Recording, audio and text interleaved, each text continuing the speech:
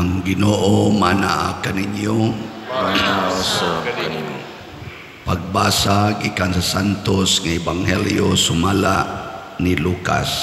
Himayaon ikaw, O Ginoo.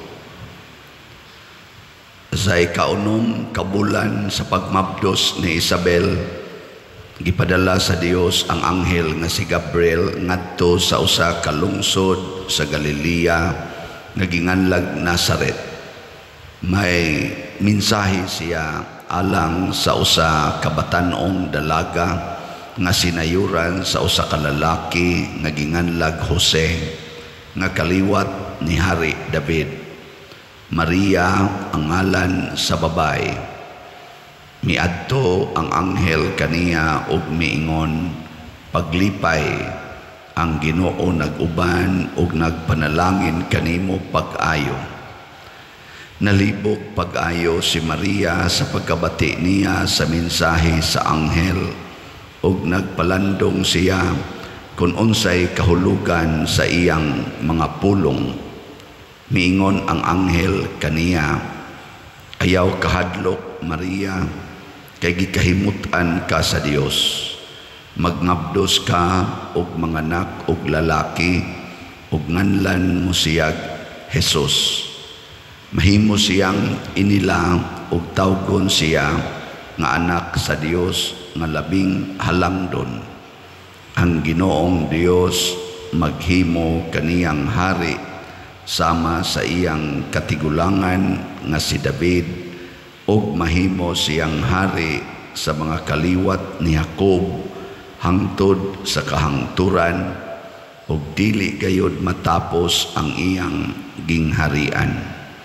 Si Maria miingon sa anghel, ulay ako busa unsaon man pagkahimo niini. Ang anghel nitubag, mukumsad kanimo ang Espiritu Santo ug magpabilin ang gahom sa Dios diha kanimo. Tungod niini ang balaan nga bata tawgon nga anak sa Dios. Hinumdumi ang imong paryente nga si Isabel, giingon nga dili na siya mo anak, apan karon ikaunom na kabulan ang iyang pagsabak, bisag tigulang na siya kaayo, kay walay dili mahimo sa Dios. Miingon si Maria, sulugoon ako sa Ginoo, mahitabo unta kanako ang imong gisulti, ug mibiya ang anghel kaniya. Ang Ebanghelyo sa Ginoo. Dayon ikaw, O Kristo.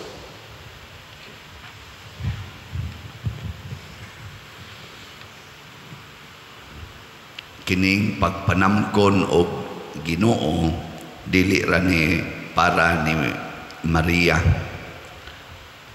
Kitang tanan gihatagan o kahigayunan nga manamkon og Ginoo. Gusto ba mong manamkon og Ginoo?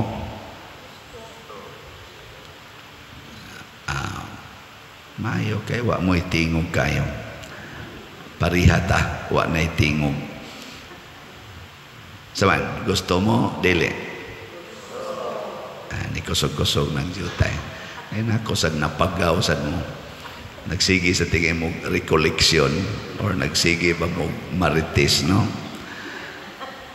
Ang pagpanamkon ni Maria sa Ginoo matud pa ni San Agustin o sa ubang mga santos nga suod kayo sa kinabuhi ni Maria, nagsugod sa iyang huna-huna, sa iyang pagtuo, unya misunodayon diris iyang tiyan. Sa wapas siya manamkon sa Dios sud sa iyang taguangkan, nanamkon na siya sud sa iyang huna-huna ug sa iyang kasing-kasing. Unsa may iyang gigamit pagpanamkon, ang iyang pagtuo sa Dios ug ang iyang pagpakasulugoon sa Dios. So kanay atong instrumento sad para makapanamkon ta Ginoo, mutuo tas Ginoo, magpakasulugoon tas Ginoo. Gilingi ana imong tupad ing na musugot kag sugoon sa Ginoo. Ay kita gud mga masinupakon ingnos Ginoo palit og slat. Di gyud mo palit. Ipalit hinoon og swertres. Ipalit hino og red horse. Ipalit hino og sigarilyo. Ipalit og bag-ong sandals, bag-ong bag. Mo na ato sagaran, ipalit nato og mga butang nga gusto nato sa kalibutan. Pero dako biya kayo og ipikto basta mo palit kag slat. Pero nasa noy namalit, no? Salamat sa namalit ni Tuos Ginoo. Natong SBF dag, lipay ko kay ni Tongtong nas 11,023 na atong halin. Oh, pakpak. Ang atong GPHJ o pakaabot og 6,000 pero dako-dako na sa 5,813. Pagpakan gyapon nato ang namalit nini. Salamat kayo. Ug daghan lang yung maliwat ni Maria magpakasulugoon sa Ginoo.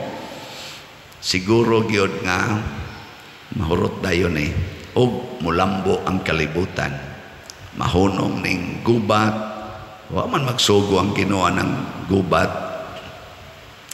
Mahunong na ning sige kinihaay aning mga yuta, mga utang, kay wa man magsugong Ginoo na. Mahunong na ning kinabitay, anang sige anang premarital sex, ang mga batanon pa kayo, nga mabdos, wa rabay ikagasto, sakiton ang ilang isigkatao, sa mas ilang ginikanan, o mga tao nga nagmahal nila. Wa mahunong na sa ning bisyo, kaning drugas. Di ba? Kung musunod lang kita tas Ginoo ba? Nakaroon, diri sa atong unang pagbasa, ipakita gidiri unsa ka kuan gining problema ning atong utok.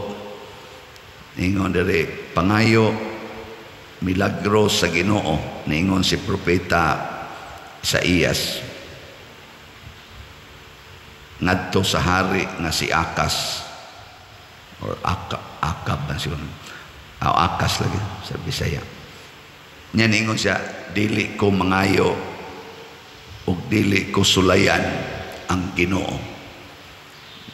Pasabot ang Ginoo iyang gi-analyze ang propeta nga miduol niya wa tuuhi.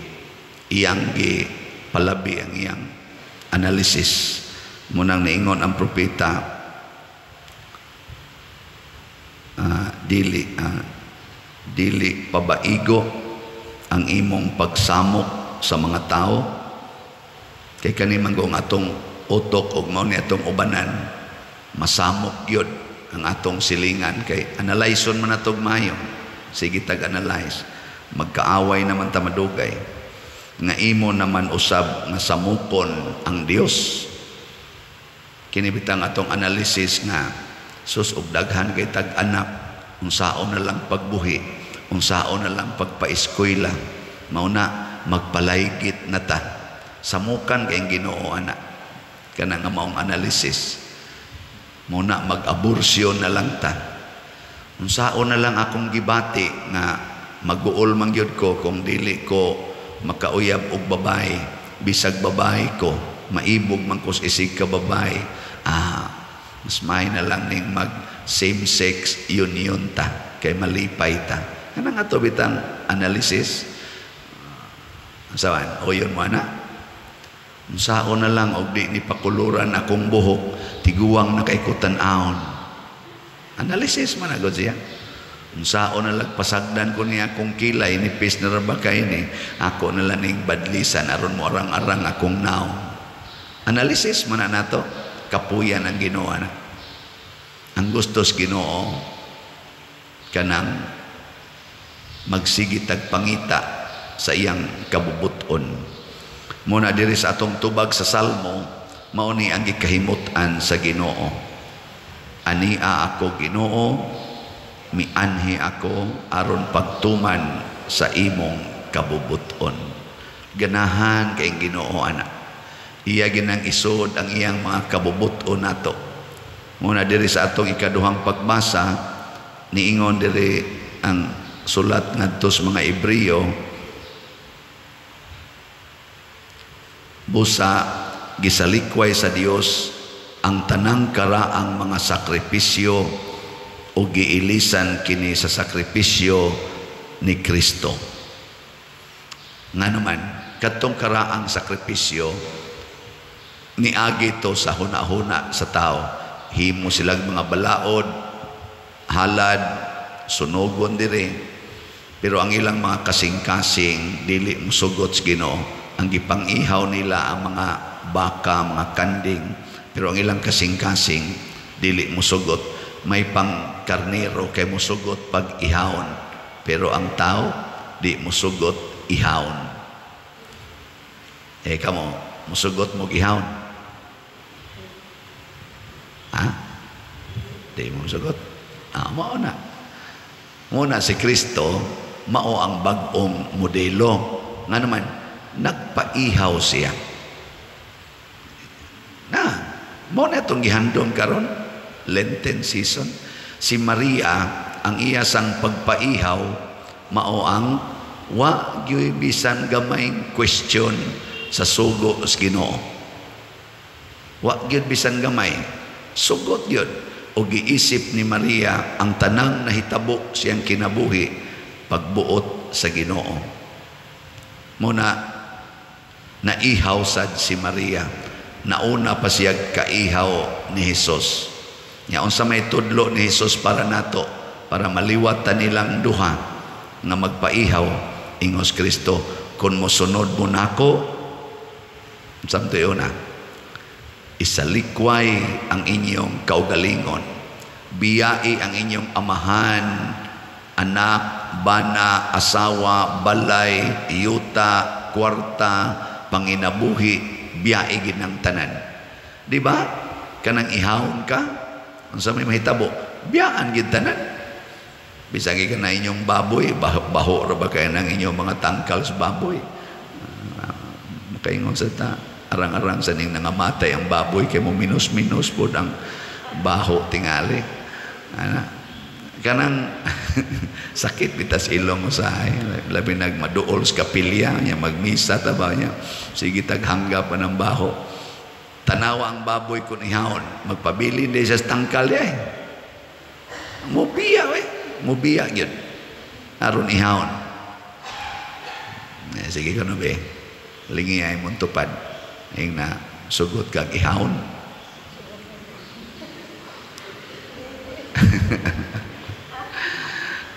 Ingat ta simbak ko. Sige, di ka mo sugot ihawon. Naay ihaw nga di jud kakabalibad or di ta kabalibad. Unsa man na? Mamatay ta. Ini kamatay na to bisag unsaon pa natong panggunit, magpa-dialysis ta, magpa-chemo, magpa-opera, magpa-ilis pag heart, magpa-ilis og kidney. Bisan pag unsaon natong himo ana, mamatay kita. Pero gustos Ginoo ayaw huwata. Kana bang pinugos nga ihaw, kana bang pinugos nga pagbiya, ang nindot sa wap-a ka ihawa, midesisyon na ka nga magpaihaw, mahimong halad sa Ginoo. Kining among pagkapari o kanasang pagkamadre, mao kuno nay una-unang halad ngadto sa Ginoo. Biyaan sa namo ang pamilya, biyaan ang uyab, biyaan ang pagminyo. Pero ang kolekta, di lang tingin na mo biyaan. No? Biyaan ka po ng kolekta. Ana. Mo na i-roll na mo. Nya unsaon na mo na pag-practice? Naanang poverty, celibacy, o obedience. Pagkanindot sa design, kung tumano ni namo, siguro gid-ming mga manamkon ni Kristo. Kanabitang tao nga di gyud selfish ba? Dili siya self-centered o self-righteous. Unsay makita nimo ana niya? Yawa o Ginoo? Kana yung di masuko, dili dawo, dili judgmental, di parehaning nagwali, usahay judgmental. Kinyaharan na paggaw. Ang imong makita, Ginoo.